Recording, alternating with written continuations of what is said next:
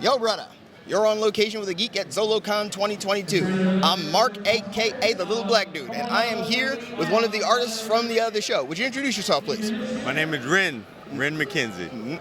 It is a pleasure to meet you. As I was walking by and checked out some of your artwork, the steel that I ended up buying from you jumped right out at me. I absolutely loved that. Your line work is excellent, and I love the rough look to it. That's so much fun to see. So what is it that got you started on drawing like this? I've been drawing my entire life. I can't remember a point in my life that I was like, okay, that's what I want to do. I was always doing it. Yeah. So you were the kid in class that was drawing on your desk and drawing on the walls and everything. That was absolutely me. Very cool. Yeah, that was that kid.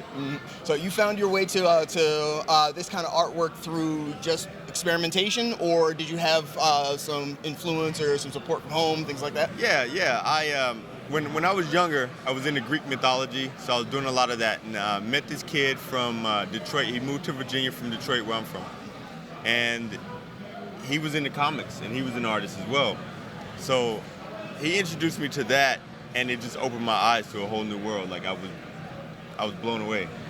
So I started getting into it.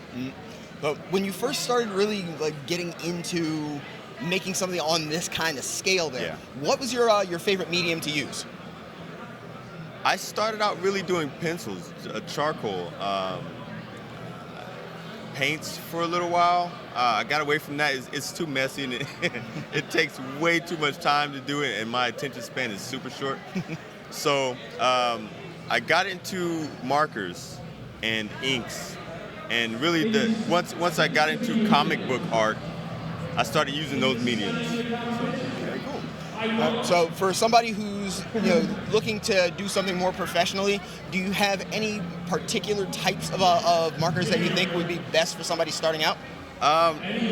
Anything that's alcohol based, they blend really well. You don't have to go to the bigger name brands, especially to practice. They're expensive, you know what I mean? There are a lot of smaller brands, store brands. Michaels has a brand themselves, and they're cheaper, and you can practice and get better before you get to the bigger name brand. Cool. Now, going through the prints that you have out here, you've got a lot of varied things here. Is there a particular series that you like following, or is a specific type of character? Is there like a theme somewhere that feels most comfortable to you? I really don't have a theme. I'm an odd artist in the way that I do this to make money, but if I don't like the character, if I'm not comfortable with the character, I won't draw it. So there's a lot of the characters that I don't have that are extremely popular that I know will sell because of the character itself. But if I'm not into it, then I won't do a good job creating a piece of that character, you know what I mean? Okay. Can you give me an example? Like, I don't have a Batman. I don't have a Superman. I have one, but I don't like it. Gotcha. You know what I mean? So there's certain ones, a Flash, I don't have a Flash. Certain ones that are really, really popular that, some people say, that's all I collect, and I just don't have one. I haven't gotten to a point where I'm like, I really want to draw that character, and it's going to be dope. There you go. So please keep in mind, if you come and see Ren, have something in mind that's not as mainstream as you can get it. Try and throw him a curveball here and there. Throw me a curveball for sure. Like, for example, one of the other ones that's out here I still am amused by is Witchblade. You don't see a lot of people doing Witchblade. Yeah. I've got a few different ones. Yeah. So when you start putting a portfolio like this for a show together, is it just a collection of a group of things that you've got there, or are there certain pieces that you are looking to sell? It would be smarter of me for a lot of these conventions to see who is going to be at the show, celebrity-wise, or see if there's a theme for a show. I just don't have that salesman mentality. It's all creative for me. It really, again, it goes back to if I don't really feel the character, if it's not creative for me, I won't do it. So yeah, I just kind of hope for the best. Nothing wrong with that there. Nothing wrong with that. So during the course of the weekend, what's the best thing that's been going on for you so far? meeting people. Absolutely, always meeting people. I love to speak to people. I love to see people's reactions to my work, whether it's good or bad. You know, I love when people say, "Oh my God, this is amazing," or "I don't really like that one." You know, art is an emotion. It's the right? feedback that you're getting. Exactly. And you know, if they don't like something, I want to know why. What can I do to make that better for you as an individual? You know, even though I may love it, you know, it's perspective. Art is all about perspective. So I can that's definitely what get there is, behind yeah. that. And Yeah. definitely get behind that. Being a video creator, being a YouTuber, I do understand more than anything how important feedback can be. Right. You need that. You need constructive criticism, you know. So there is another piece that's over here that did catch my eye. The one here with the gentleman. Oh yeah, that item right there. Can you tell us a little bit about that? Yeah, this is me, actually. If I can get it out of there. This is me. When I was younger, I wore a mohawk for quite a while. And you can probably see my tattoo. It's kind of bleeding out. But yeah, it's me. It's me in my comic book form. When I first walked up on it and saw that, I was like, okay, he is taking everybody out. All right, this is awesome.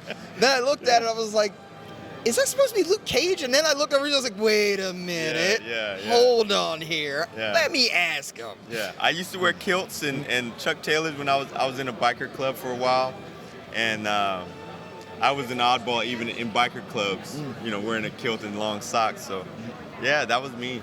That was me. He quite literally puts himself into his art, ladies and gentlemen. Good stuff. Absolutely. So, how many shows like this have you done? Hundreds in my career. Hundreds. I do a lot of shows. Before the shutdown, I was doing maybe 1 or 2 shows a month, traveling all over. And again, I love doing this. I do art full time, so you know. What was your favorite show over, say, the last year or so? Because I'm sure there haven't been too many during the last year. The last year or so. In the summer last year was this one, and I had to come back. It was the first time I had been to a Zolo show. I love the figures he makes, so I'm a fan of the toys and fan of the figures and stuff. So it's double love for me because I have to stay in my table or else I'll spend all my money.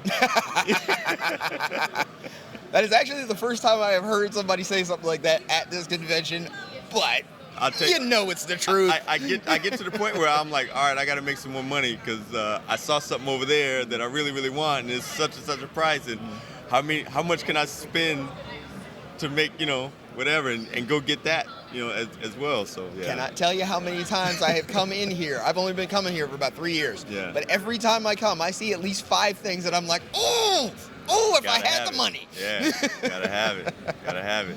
Oh, man. So where can people find you, either in real life or online? I'm usually at a convention. Now I'm on the East Coast. I used to live in Ohio, but now I'm on the East Coast. So you'll see me at shows. If you follow my Facebook page, Ren McKinzie, RenMcKinzie. Facebook, Instagram. I have an art page with nothing but art on it. It's Writing Artist, RIDING, artist. And I'm on TikTok, but I just kind of post stuff on there every once in a while. My son has to help me a lot, you know. That futuristic, you know, technology, man. I just don't get it sometimes, but yeah. I can't say nothing to you. I hear that all the time too. Yeah. TikTok is weird to me. It's a newfangled thing. None of us want to really deal with it, but it's a good idea to be there. Definitely is a good idea to be there. All right, so you now know where you can find my man Ren here, Ren McKinzie, ladies and gentlemen. So, with the work that you've got going on here, like for example, Eartha Kitt. I love every bit of the fact that she is here. Yeah. Because I don't care what anybody says, she is always the best Catwoman. She's the best Catwoman ever. Fight me. With some of the stuff that you've got going on just on the table, and then all of this back here. I am a giant Green Lantern fan. Love that John Stewart. especially since last year was his 50th anniversary, and I'm about to go spend some money on that as well. Nice. They released a collection of all his best adventures from the right? the 50 years. Yes, getting that. Oh, Nice. I'm getting that. So I can understand what you talk about. Absolutely. Like, what can I buy out here?